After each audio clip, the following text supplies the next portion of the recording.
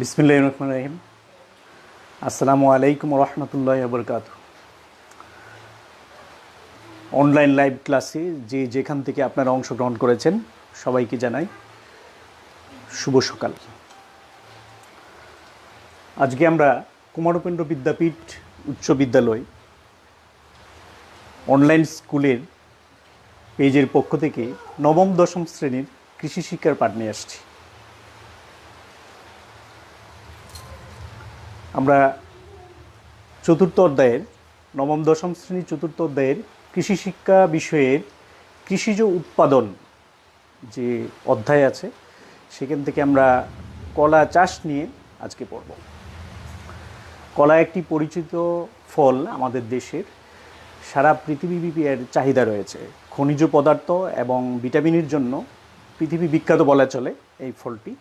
আমাদের দেশে এর বিভিন্ন জাতের বাণিজ্যিক চাষের জন্য বিভিন্ন জাত রয়েছে, আবার এই সার্বিকভাবে সারা দেশের এই ফল চাষের জন্য আরও বিভিন্ন দেশীয় জাতের বিভিন্ন কলা রয়েছে।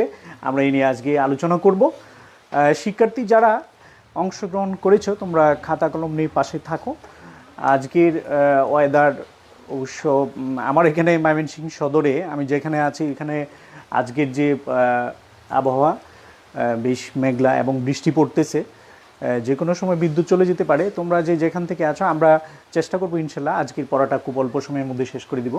তো কলা চাষ নিয়ে আমরা যে বিষয়টা আজকে পড়ব, কলার একেবারে শুরু থেকে আমরা কলা বিভিন্ন জাত নিয়ে কথা বলবো। তারপরে হচ্ছে যে কলার উৎপাদন, পোকামাকড় ব্যবস্থাপনা এবং কলার যে রোগবালাই আছে সেগুলো নিয়েও আমরা আজকে পড়াশোনা করব, এবং সর্বশেষ একটি গাছ থেকে কি পরিমাণ কলা আমরা পেতে পারি এই নিয়েও আজকে কথা বলবো। আমি শুরুতেই কলার কিছু জাতের কথা বলবো তোমাদের, আমাদের কোন কোন এলাকায় কলার জাত যেগুলো পাওয়া যায়।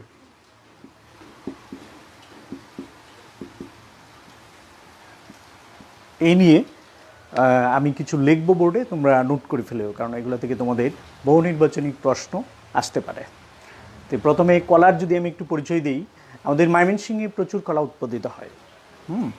তারপরে কিশোরগঞ্জ এলাকায় কলা উৎপাদিত হয়। বাংলাদেশের যে সকল জায়গার মধ্যে কলা উৎপাদিত হয় তার মধ্যে সবচেয়ে বেশি বলা চলে যে ময়মনসিংহ এবং নরসিংদী, তারপর কিশোরগঞ্জ, আরও কিছু এলাকা আছে বগুড়া, যশোর, বরিশাল, রংপুর, এইসব এলাকাতে প্রচুর কলা উৎপাদিত হয়। তা আমরা এই এলাকাগুলোর বিভিন্ন জেলাতে যে কলা উৎপাদিত হয় সেগুলোর মধ্যে আমরা বাংলাদেশেই প্রায় 40 লক্ষ হেক্টর কলা উৎপাদিত হয় প্রতি বছর। তো এটা তোমরা নোট ডাউন করবে, 40,000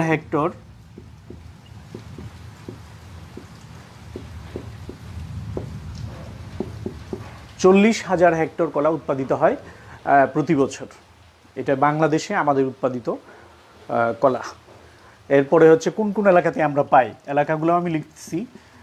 ময়মনসিংহ আমি লিখতেছি প্রথমে। ময়মনসিংহ বিভাগের বিভিন্ন জেলায় কলা উৎপাদিত হয়। যশোরে উৎপাদিত হয়, রংপুরে উৎপাদিত হয়,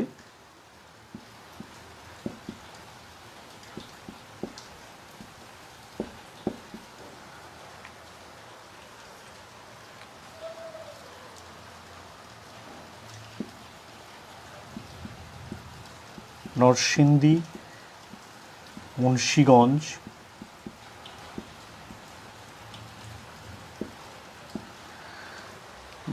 আমি এখানে বেশ কয়েকটা এলাকার নাম লিখেছি। বরিশাল বাকি পড়েছে,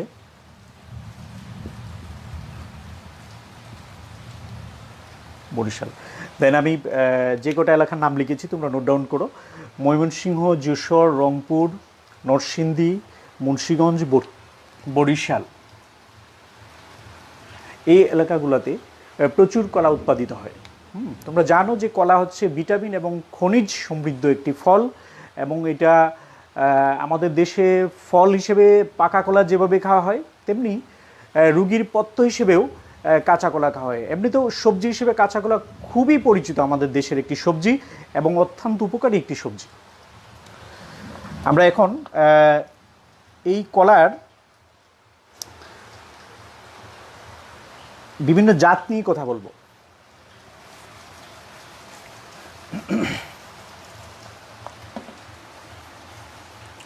কলার জাতির ব্যাপারে কিছু কথা আছে, যে আমরা সাধারণভাবে যেসব কলা দেশের বিভিন্ন আনাচে কানাচে উৎপাদিত হয়ে থাকে, যেগুলো আমরা অ্যাভেলেবল পেয়ে থাকি, এছাড়াও কিছু কলা থাকে যেগুলো বাণিজ্যিকভাবে চাষ করা হয়, আবার কিছু কলা বিশেষ প্রক্রিয়ায় উৎপাদন করা হয়েছে, সেগুলো আমি তোমাদের বলবো। আমরা কলার জাত নিয়ে যদি প্রথম কথা বলি, তাহলে বাণিজ্যিকভাবে যেসব কলা পাওয়া যায় তার মধ্যে কয়েকটা নাম রয়েছে, তোমরা এগুলো নোট ডাউন করবে, কারণ এগুলো বহু নির্বাচনী প্রশ্নে তোমাদের আসে।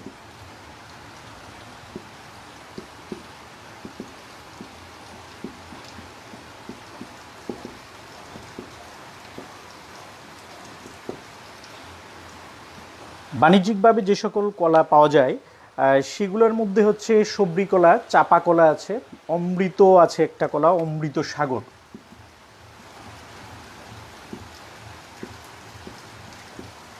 অমৃত সাগর, সবরি কলা,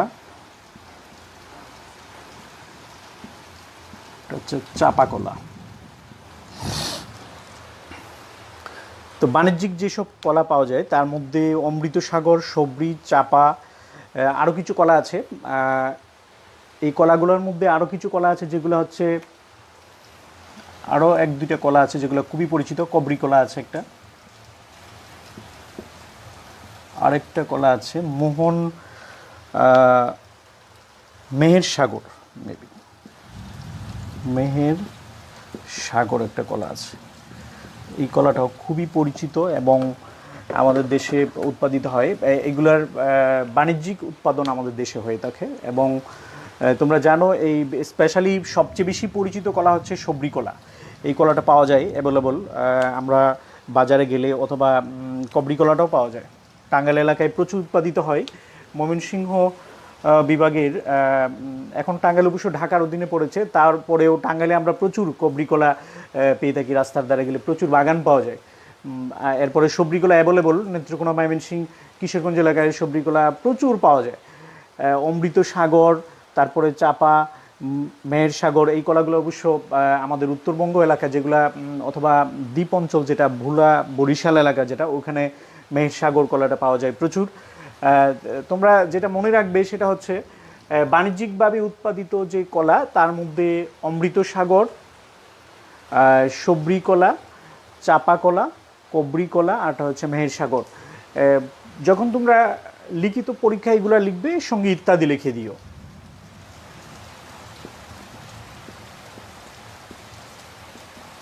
কারণ এছাড়াও আরও কিছু কলা থাকতে পারে। তো এইটুকু তোমরা নোট ডাউন করো। অমৃত সাগর, সবরি, চাপা কলা, কবরি কলা, মেহের সাগর, এই কলাগুলো হচ্ছে বাণিজ্যিকভাবে আমাদের দেশে চাষ করা হয়ে থাকে।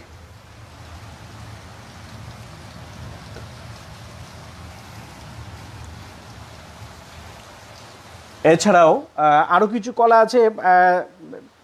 আমরা বাড়ির আনাচে কানাচে প্রচুর যেসব কলা পাওয়া যায়, যেগুলা এমনিতেই বাড়ির আশপাশে অব্যবহৃত জায়গাতে আমরা এই সাধারণভাবেই করে থাকি, যেটা বাণিজ্যিক পদ্ধতিতে নয়, বলতে পারো পারিবারিকভাবেই করা হয়, যেটা এই অব্যবহৃত জায়গাতে। এরকম কিছু কলা আমরা পাই যেগুলো আমাদের পুষ্টি চাহিদা পূরণ করে, এবং যদিও বাণিজ্যিকভাবে চাষ না করি, এই কলাগুলোও কিন্তু আমাদের পরিচিত কিছু কলা। এগুলা তোমরা লেখো। যে আর কয়েকটা কলার নাম আমি লিখতেছি, যেগুলা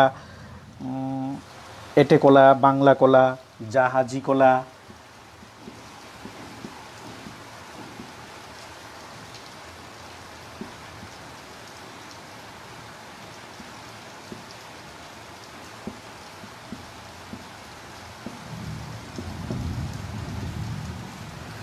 এই কলাগুলো বিভিন্ন এলাকায় বিভিন্ন নামে পরিচিত হয় অনেক সময়।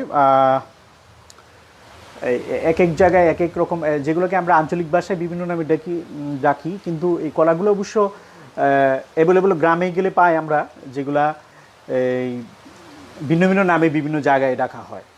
আমরা এগুলোকে অনেক সময় দেশি কলাও বলি। এদের মধ্যে একটা আমি যদি বলি যে আরেকটা নাম যদি আমি যুক্ত করি, যেটা সবজি কলা, মানে সবজি হিসেবে যেটা ব্যবহৃত হয়।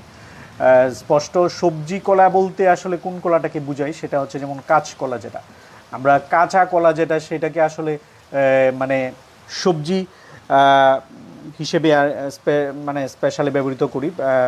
আমরা কাঁচা কলাটাই যেটা, সেটাকে আমরা সবজি হিসেবে খাই আর কি, এটা হয়। আর একটা বিষয় হচ্ছে যে রুগীর পথ্য হিসেবেও মানে কাঁচা কলাটা ব্যবহৃত হয়, মানে রুগীর পথ্য হিসেবেও কাঁচা কলা ব্যবহৃত হয়, আমরা সবজি হিসেবেও কাঁচা কলা ব্যবহার করে থাকি। তো এই কয়েকটা কলারও পরিচয় আমরা জানলাম, অথবা জাত সম্পর্কে জানলাম। এখন আমি বিশেষ কয়েকটা কলার কথা তোমাদের বলবো, যে কলাগুলা তোমাদের মনে রাখতে হবে, বিশেষ কলাগুলোর নাম। মানে এই কলাগুলা হচ্ছে যে এই উন্নত জাতের হিসেবে তৈরি করা হয়েছে এই কলাগুলা, এবং এই কলাগুলার ব্যাপারে তোমাদের পরীক্ষায় আমি দেখেছি যে বিভিন্ন পরীক্ষায় নিয়ে প্রশ্ন আসছে। বাড়ি জাতের কলা আর কি, এগুলোকে বলে হচ্ছে বাড়ি জাতের কলা, বাড়ি জাতের কলা। বিশেষ ধরনের কলাও বলা হয় এদেরকে, বিশেষ ধরনের কলাও বলা হয়ে থাকে। তো বাড়ি জাতের কলার মধ্যে সবজি বা রুগীর পথ্য হিসেবে ব্যবহৃত কলাই সবচেয়ে বেশি পরিচিত। আমি লিখতেছি এখন এগুলা, এর নামগুলা মনে রাখা খুব সহজ। বাড়ি 1, বাড়ি 2, বাড়ি 3 নামে পরিচিত। বাড়ি 1, বাড়ি 2, আরেকটি হচ্ছে বাড়ি 3। এই তিনটি জাতের মধ্যে এদেরকে বিশেষ জাতের কলা বলে, অথবা বাড়ি জাতের কলা বলে, বিশেষভাবে উৎপাদিত এই কলাগুলা। এই জাতের মধ্যে বাড়ি 2 যেটা, স্পেশালি বাড়ি 2 যেটা, সেটা হচ্ছে যে রুগীর পথ্য হিসেবে বেশি ব্যবহৃত হয়। আমরা বাজার থেকে যে সবজির জন্য যে কলাটা কিনি, এটা কিন্তু আসলে বাড়ি 2 জাতের কলা, এটা সবজি হিসেবে যেটা ব্যবহৃত হয়, সবজি কলা। অথবা বলতে পারি যেটা কাঁচা কলা, আমরা কাঁচা হিসেবে যেটা সবজি খাই, এটা হচ্ছে বাড়ি 2 জাতটি হচ্ছে কাঁচা কলার একটা উৎপাদন। তো তোমরা বিশেষ ধরনের কলার সম্পর্কে জানতে পারলে, আমরা কলার জাত সম্পর্কে বেশ কিছু নাম শুনেছি, জেনেছি। এবার হচ্ছে আমরা কলার উৎপাদন সম্পর্কে জানার চেষ্টা করব, কলা কীভাবে উৎপাদিত হয়। কলার উৎপাদন প্রযুক্তি যেটা, এটার মধ্যে অনেকটা লম্বা একটা পড়া আছে, তোমরা বই থেকে পড়বে। কলার উৎপাদন প্রযুক্তি।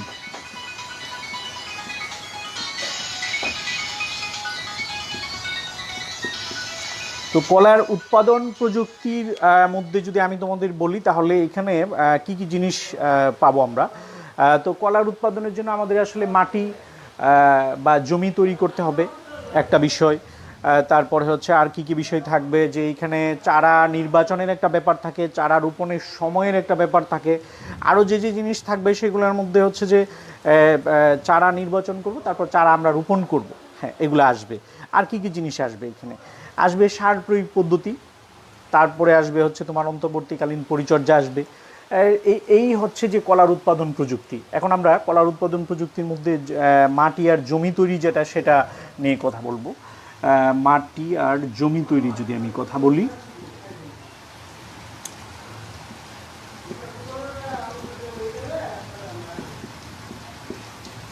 জমি তৈরি, তাহলে এই যে মাটি আর জমি তৈরির ব্যাপারে যদি কথা বলি, তাহলে মাটি প্রস্তুতের ব্যাপারে আমি আগেই বলি যে কলার তেল যেখানে লাগানো হবে, সেটা হচ্ছে যে আমরা প্রথমেই লাগানোর 1 মাস পূর্বে কলা চারা যেটা, এটাকে তেওড় বলা হয়, এটা লাগানোর 1 মাস পূর্বেই গর্তটা করতে হবে, যেখানে মাটি প্রস্তুত করতে হবে। সেখানে এই গর্তটার আসলে মাপ কী হবে, এটার হচ্ছে যে এখানে 50 cm হবে। cm মানে হচ্ছে সেন্টিমিটার। আমরা অর্থাৎ এর আয়তন মাপতে গেলে আমরা এই ধরনের করব, এর দৈর্ঘ্য, তারপর এখানে 50। হ্যাঁ, এখন এখানে 3 স্টাইল। এটার হচ্ছে যে মাটিটা যদি আমরা গর্ত করি, তাহলে এর দৈর্ঘ্য, প্রস্থ এবং উচ্চতা 3টা স্টাইল পাওয়া যাবে। মানে 3টা স্টাইল যদি আমরা এর মধ্যে করি, তাহলে এটা মাপটা হবে এরকম, যে গর্তটা তৈরি হবে,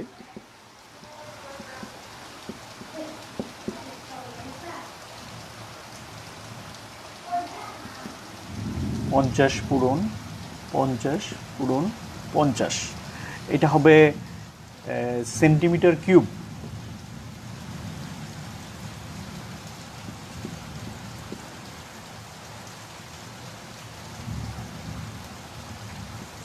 মানে 50 মাপের গর্তটা তৈরি করতে হবে। আর এখানে আমরা এই গর্তটাতে তেল লাগানোর 1 মাস পূর্বেই আমরা এর মাটির মধ্যে যে সার দিব, আমরা এই মাটি আর সার দিয়ে আমরা এটা ভরে রেখে দিব। তাহলে এই হচ্ছে মাটি প্রস্তুত। এখন কি পরিমাণ সার দিব সেটা আমি একটু পরে চার্ট আকারে লিখে দিচ্ছি তোমাদেরকে। তার মানে এখানে আমরা যে গর্তটা করব সেটার মধ্যে হচ্ছে যে তাহলে 50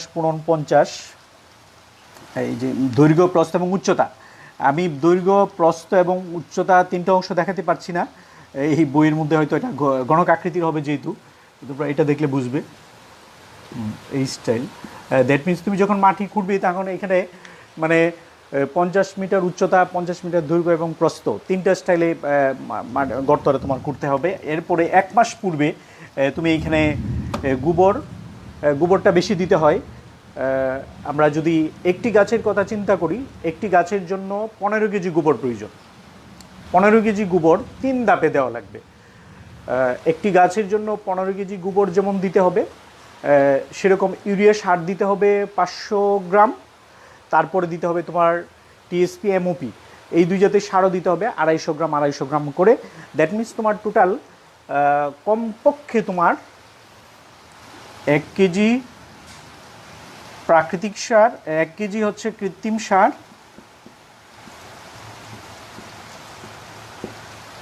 আর জৈব সার দিতে হবে তোমার, জৈব বা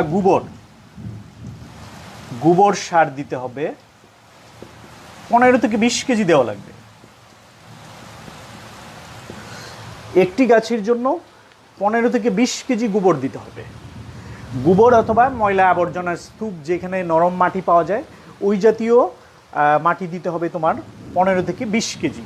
সেটা 3 ধাপে দেওয়া লাগবে, 4 ধাপে দিতে হবে। গাছ লাগানোর পূর্বে হচ্ছে একটা ধাপ, আবার গাছ লাগানোর 2 মাস পরে একটা ধাপ, আর তার 2 মাস পরে আরেকটা ধাপ। এরপরে চারা যখন মানে বড় হয়ে যাবে, আস্তে আস্তে একটু বড় হয়ে যাওয়ার পরে, যখন চারা ঠিক বড় হয়ে যাও না, আমরা এখানে 4টা ধাপে সারটা দিব। একটু পরে আমি ডিটেলস বলবো, তাও একবার বলে দিচ্ছি আবার। এখানে আমরা 4 ধাপে দিব। একটা হচ্ছে যে এইখানে টোটাল 1 কেজি হচ্ছে কৃত্রিম সার, আর 1 কেজি 15 কেজি ধরলাম জৈব সার, তাহলে টোটাল হচ্ছে 16 কেজি। 16 কেজিকে 4 ভাগে ভাগ করতে হবে। 4 ভাগে ভাগ করলে 4 কেজি করে পড়ে। আমরা যদি এটাকে ভাগ করি 4 দিয়া, তাহলে পড়বে হচ্ছে 4 কেজি করে। তো 4 কেজি করে যে টোটাল সার আসবে সেটা আমরা কিভাবে ব্যবহার করব? এটা হচ্ছে চারা লাগানোর 1 মাস পূর্বে, 1 মাস পূর্বে দিব আমরা, মানে 4 ভাগের এই 16 কেজির 4 ভাগের 1 ভাগ, দ্যাট মিনস 25%। তারপরে 2 মাস পর দিব। এটা হচ্ছে 1 মাস পূর্বে, মানে চারা লাগানোর পূর্বে।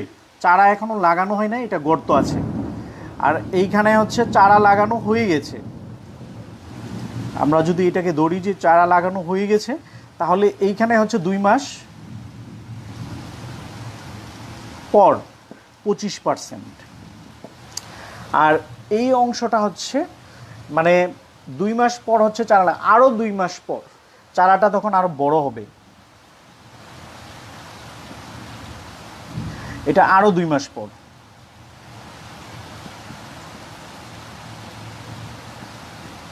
এখানে 25%। এরপরে হচ্ছে যখন ফুল ধরবে, গাছে যখন ফুল ধরবে, ফুল ধরার পরে আমরা যখন কলার মধ্যে দেখব যে কলা ধরতে শুরু করেছে, কলার ফুল ধরা শুরু করেছে, তখন হচ্ছে যে বাকি 25%। তো দ্যাট মিনস আমরা এখানে যে টোটাল 25-25-50 টোটাল হচ্ছে 100% দেওয়া হয়ে যাবে। আর এইভাবে করে মাটি প্রস্তুত আর জমি তৈরি বা সার, আমি সার দেওয়ার পদ্ধতিটা এখানে বলে দিলাম। সো আমরা এরপরে আর কি জিনিস বাকি আছে এখানে আমরা দেখব। আমরা এখন কলার চারার কথা আমি বলবো। এখন কলার চারাকে আসলে কি বলে এটা পরীক্ষায় আসে। স্পেশালি কলার চারাকে কিন্তু তেওড় বলা হয়। কলার চারাকে তেওড় বলা হয়। চারার পূর্বে অবশ্য আমি আরেকটা জিনিস বলি যে কখন কখন এই চারাটা আসলে রোপণ করা যায়, কলার আসলে সময়টা, কলার কলার রোপণ সময় বলা যেতে পারে, রোপণ সময় অথবা চাষের সময়। রোপণের সময় যদি আমি বলি, কলা কিন্তু সারা বছর রোপণ করা যাবে না। অতিরিক্ত শীতে যেমন কলার চারা মরে যেতে পারে, আবার বর্ষাকালেও কিন্তু পানি জমে গেলে কলার চারা মরে যায়। দ্যাট মিন্স আমাদের যেটা করতে হবে, যেমন বৈশাখ জ্যৈষ্ঠ মাস যেটা, এইটাতে আমরা যেমন জ্যৈষ্ঠ আষাঢ় শ্রাবণ ভাদ্র, জ্যৈষ্ঠ আষাঢ় শ্রাবণ ভাদ্র এই 4 মাসে কলার চারা রোপণ করা যাবে না। তাহলে জ্যৈষ্ঠ আষাঢ় শ্রাবণ ভাদ্রতে যদি আমি কলার চারা রোপণ না করি, তাহলে আমি এখানে প্রথম যে সময়টা ধরবো, কলা রোপণের সময় হচ্ছে 3টি। পরীক্ষায় আসলে কলা রোপণের সময় হচ্ছে 3টি। একটা সময় হবে যেমন জ্যৈষ্ঠ আষাঢ় শ্রাবণ ভাদ্র পর্যন্ত লাগানো যাবে না, তাহলে আশ্বিন কার্তিক লাগানো যাবে।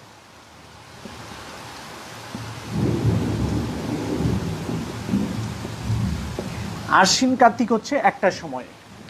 তারপরে মাঝখানে আবার লাগানো যাবে না যখন শীতকাল চলে আসবে। আর অগ্রহায়ণ পৌষ এই 2টা মাসে লাগানো যাবে না। অগ্রহায়ণ পৌষে হচ্ছে শীত, লাগানো যাবে না। তারপরে অগ্রহায়ণ পৌষের পরে কি আছে? মাঘ আছে, মাঘের পরে আছে ফাল্গুন। তো এই সময়ে লাগানো যাবে। আরেকটা সময় আবার লাগানো যাবে চৈত্র বৈশাখ মাসে লাগানো যাবে।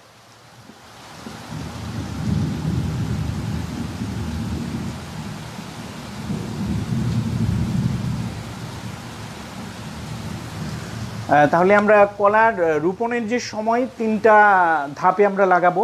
সময়গুলো হচ্ছে, প্রথম ধাপ হচ্ছে আশ্বিন থেকে কার্তিক, তারপর হচ্ছে মাঘ থেকে ফাল্গুন, এরপরে মাঘ বানানটা একটু ভুল হয়েছে, এটা হবে ঘ, আর এরপর হচ্ছে চৈত্র থেকে বৈশাখ। তা আমরা এখানে 3টা সময় পেয়েছি। এই 3 সময় ব্যাপী কলার চাষ বাংলাদেশে স্পেশালি করা হয়। সেটা তোমরা আবার একটু দেখে নাও অথবা স্ক্রিনশট দিয়ে নাও। আশ্বিন থেকে কার্তিক, মাঘ থেকে ফাল্গুন, চৈত্র থেকে বৈশাখ। আমরা এখন কলার চারা নিয়ে কথা বলবো। কলার চারাকে কিন্তু আসলে আমি আগেই বলেছি, কলার চারাকে কিন্তু তেওড় বলা হয়। এটা একটু নোট করে রাখো তোমরা, কলার চারাকে তেওড় বলা হয়।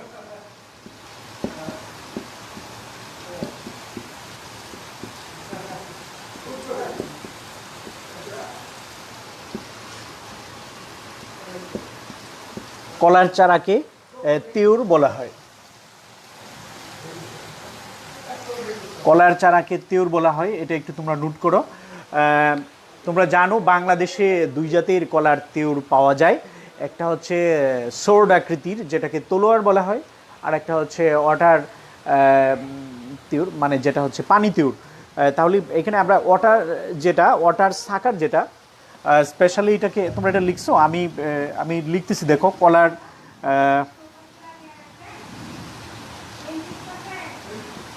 কলার তেওড়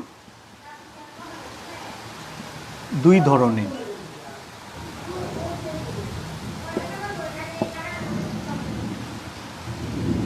যথা, এক হবে, আমরা প্রথমে বাংলায় লিখি, এটা হচ্ছে যে অসি তেওড়, যেটাকে বলে হচ্ছে সোর্ড সাকার। আর একটা হচ্ছে যে পানি তেওড়।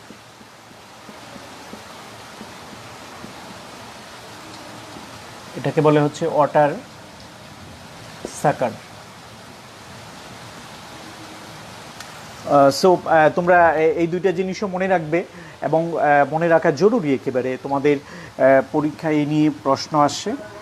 কলার তেওড় 2 ধরনের, একটা হচ্ছে যে অসি তেওড়, আর একটা হচ্ছে পানি তেওড়।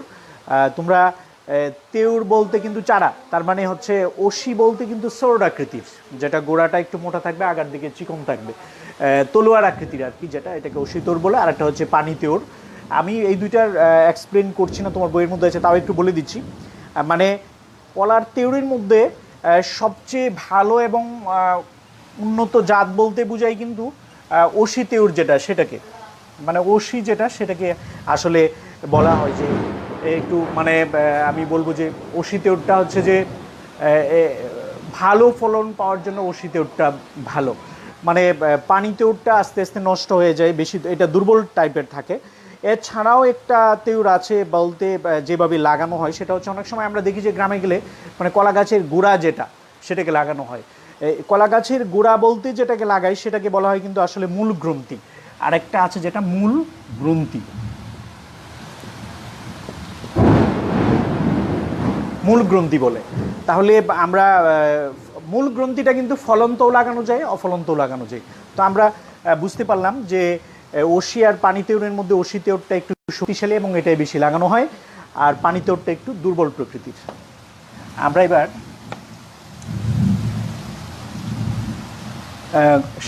সার প্রয়োগ পদ্ধতিটা আমি আগেই বলেছি।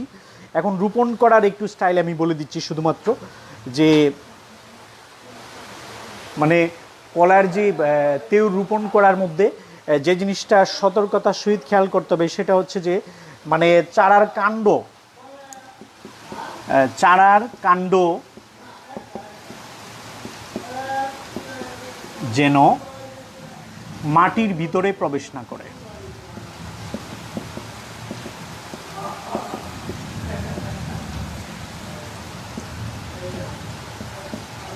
এই কথাটা মনে রাখতে হবে তোমাদের। আর এমনি করার তেওড়ের যে সাইজ হবে সেটা আমরা যেহেতু গর্তটা করেছি 50x50x50 সেন্টিমিটার টাইপের, তাহলে নিশ্চয়ই এর দৈর্ঘ্যটা হবে 50 থেকে একটু সামান্য বেশি হতে পারে। আর হচ্ছে যে উচ্চতায় যদি চিন্তা করি তাহলে উচ্চতা হবে মানে চারার দৈর্ঘ্য হবে 50 থেকে 56 সেন্টিমিটার, আর উচ্চতা হবে 35 থেকে 45 সেন্টিমিটার। এইটুক হলে ভালো হয়। আর লাগানোর সময় খেয়াল রাখতে হবে যেন মানে তেওড়ের কাণ্ড যাতে মাটির নিচে প্রবেশ না করে। এই হচ্ছে মানে রোপণ করার পদ্ধতি। এবার আমরা সার প্রয়োগ পদ্ধতিটা আমি এর আগে বলেছি, এরপর আরেকবার আমি একটু বলে দিচ্ছি। নামগুলো তোমার এখানে আছে। ইউরিয়া সার যেটা 1 নাম্বার, 2 নাম্বারে আছে তোমার টিএসপি, আছে এমওপি। হ্যাঁ, এটা হচ্ছে যে একটি গাছের জন্য যেমন একটি গাছের জন্য ইউরিয়া 500 গ্রাম কমপক্ষে লাগবে, আর টিএসপি লাগবে 250 গ্রাম, আর পরে এমওপি এটাও 250 গ্রাম লাগবে। এরপরে আরেক জাতের হচ্ছে গোবর অথবা জৈব সার বলা যেতে পারে। এইটা হচ্ছে 15 থেকে বলেছি আমি 20 কেজি।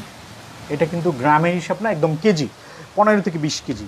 আমরা ওই যে কমপক্ষে 500 গ্রাম যেটা বলছি, এটা 500 থেকে 650 হতে পারে, আর 250 থেকে 400 গ্রাম হতে পারে, আর এটাও 250 থেকে 300 গ্রাম হতে পারে।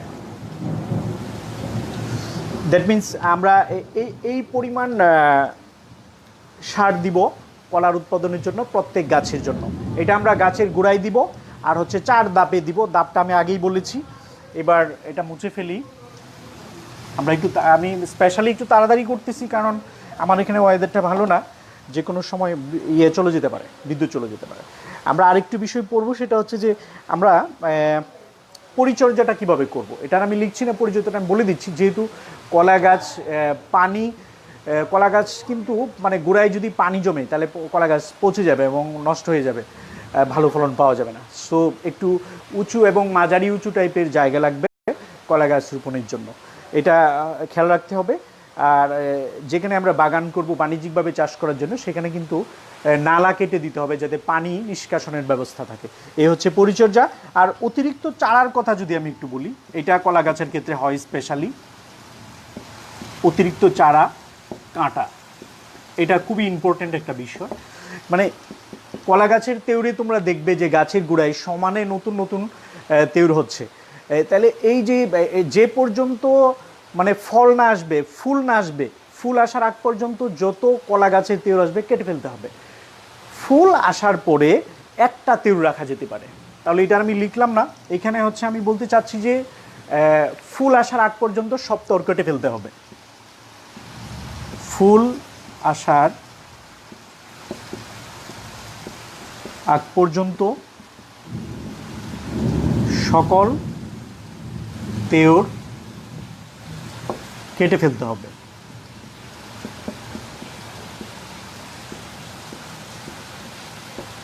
তাহলে ফুল আসার পরে একটি তেওড় রাখা যাবে শুধুমাত্র। তাই এই হয়ে গেল এটা। এরপর আরেকটা খুঁটি দেয়া, যেন গাছ পড়ে না যায় সেজন্য খুঁটি দিয়ে বেঁধে দিতে হবে, এটা একটা ব্যাপার। আমরা এখন পোকামাকড় ব্যবস্থাপনা যেটা, সেটার কথা একটু বলবো। কি কি ধরনের পোকা হয় আসলে। পোকামাকড়ের কথা যদি বলি, আমি কিছু পোকামাকড়ের নাম লিখতেছি, এগুলো তোমরা লিখে ফেলবে। আর দমন পদ্ধতিটাও আমি বলে দিচ্ছি। পোকামাকড় স্পেশালি যেটা হয়, যেমন বিটল পোকা হয়, বিটল পোকা হয়। তারপরে আরও কিছু পোকা আছে, রাইজম উইভিল হয়,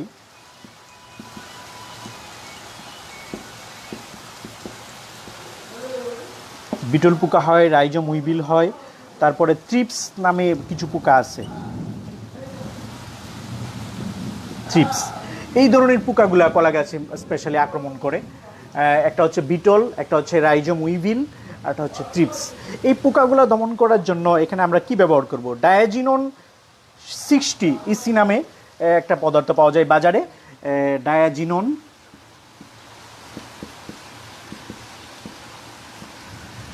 60 ইসি, এটা এভাবেও লেখা থাকে অনেক সময়। এই যে ডায়াজিনন 60 ইসি, এটা বাজারে পাওয়া যায়। এটা হচ্ছে তোমরা যখন কিনে আনবে, এটা কেনার পরে কীভাবে ইউজ করতে হবে বলে দিবে। নির্দিষ্ট পরিমাণ পানির সঙ্গে মিশিয়ে এটা কলা গাছের মধ্যে ছিটিয়ে দিলেই ওই পোকাগুলা ধ্বংস হয়ে যাবে। তাহলে ডায়াজিনন 60 ইসি, এইটার দ্বারা বিটল, রাইজম উইভিল, থ্রিপস এই পোকাগুলো ধ্বংস করা যায়। আমরা এখন কলা গাছে আর কি কি ধরনের রোগ হয় সেটা নিয়ে কথা বলবো। কলা গাছে স্পেশালি 3 ধরনের রোগ হয়ে থাকে, কিন্তু রোগের ব্যবস্থাপনার মধ্যে আমি 3টা রোগের কথা বলতেছি। রোগ ব্যবস্থাপনা, রোগ ব্যবস্থাপনার মধ্যে যদি বলি যে 1 নাম্বার রোগ হচ্ছে পানামা রোগ। পানামা রোগ একটা। 2 নাম্বার হচ্ছে যে সিগাকটা রোগ বলে এটাকে, সিগাটুগা রোগ। আরেকটা রোগ হচ্ছে তোমার গুচ্ছ হয়ে যায়, গুচ্ছ মাথা রোগ, গুচ্ছ মাথা রোগ। খেয়াল করে দেখো এই রোগগুলো আমি বলতেছি মানে কোনটা কি জাতীয় রোগ। প্রথমটা হচ্ছে ছত্রাক জাতীয় রোগ, ছত্রাক জাতীয়। 2 নাম্বার যেটা, এটাও ছত্রাক জাতীয় রোগ। আর এইটা স্পেশালি ভাইরাসের দ্বারা আক্রমণ হয়ে থাকে। হ্যাঁ, মানে প্রথমটা পানামা রোগ যেটা, এটা ছত্রাকের আক্রমণে হয়ে থাকে। সিগাটুগা যেটা, এটাও ছত্রাকের আক্রমণে হয়ে থাকে। গুচ্ছ মাথা রোগ এটা ভাইরাসের কারণে হয়ে থাকে। আমি পানামার কথা যদি বলি, এটাতে আসলে কি হয়, এটা হয় যে গাছের পাতা তুমি দেখবে গোড়ার দিকে ভেঙে নিচে পড়ে যাচ্ছে আর পাতাগুলা খুসকে যাচ্ছে। এটা এরকম রোগ হলে কি করতে হয়, এর সমাধান আমি এখানে দিচ্ছি।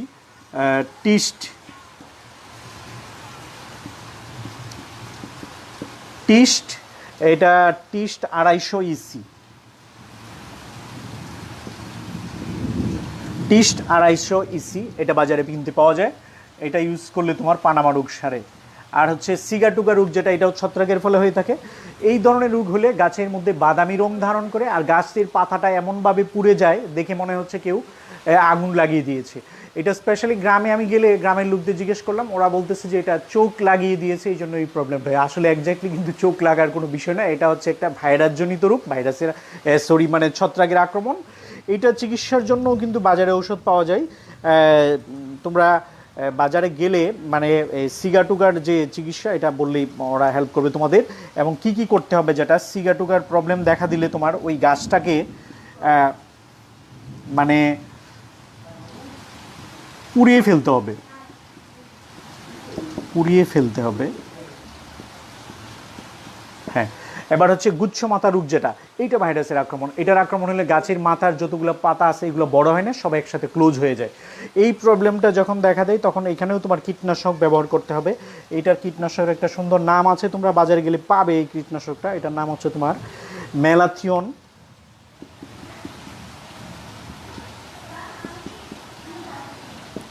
এই ম্যালাথিয়ন নামক একটা কীটনাশক আছে।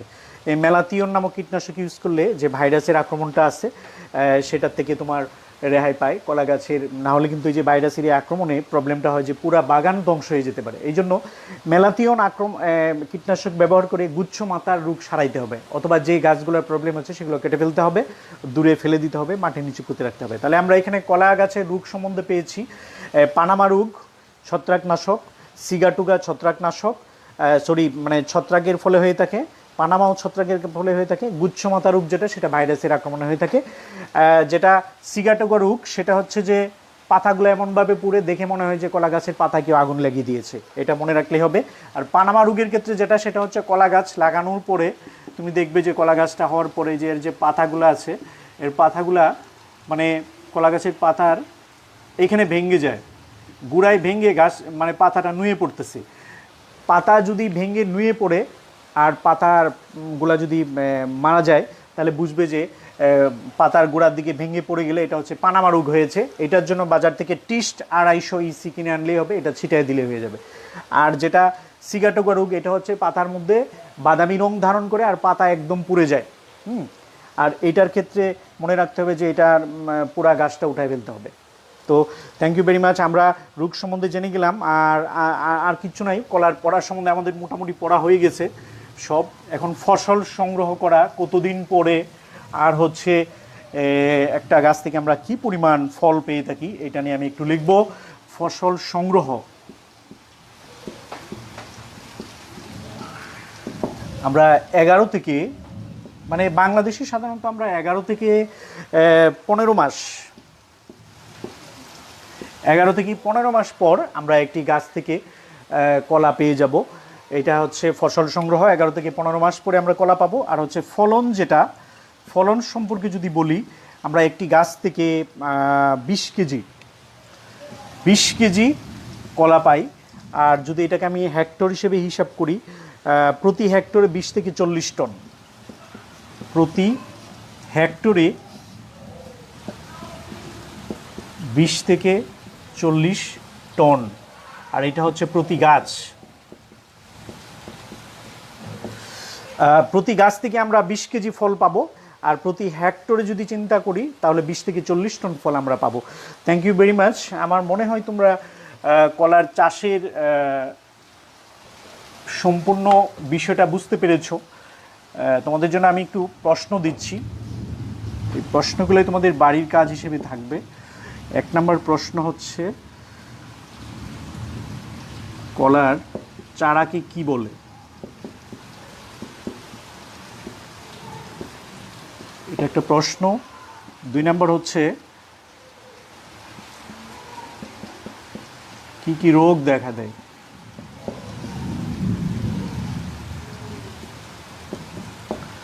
3 নম্বর হলো, প্রতি গাছে সার প্রয়োগ পদ্ধতি ব্যাখ্যা করো।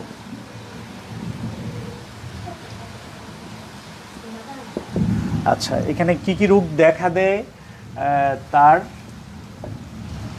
প্রতিকার। তো তোমাদের এখানে আমি 3টি প্রশ্ন দিলাম। একটি হচ্ছে কলার চারাকে কি বলে বা কি নামে ডাকে, আর কি কি রোগ দেখা দেয় তার প্রতিকার কি তা লিখো। আচ্ছা, প্রতি গাছে সার প্রয়োগ পদ্ধতি ব্যাখ্যা করো। তো এই 3টি প্রশ্নের মধ্যে রইল। Thank you very much. আজকের মতো বিদায় নিলাম। আগামী ক্লাস তোমরা সুস্থ এবং সুন্দরভাবে করো সেই কামনায়। সালামু আলাইকুম।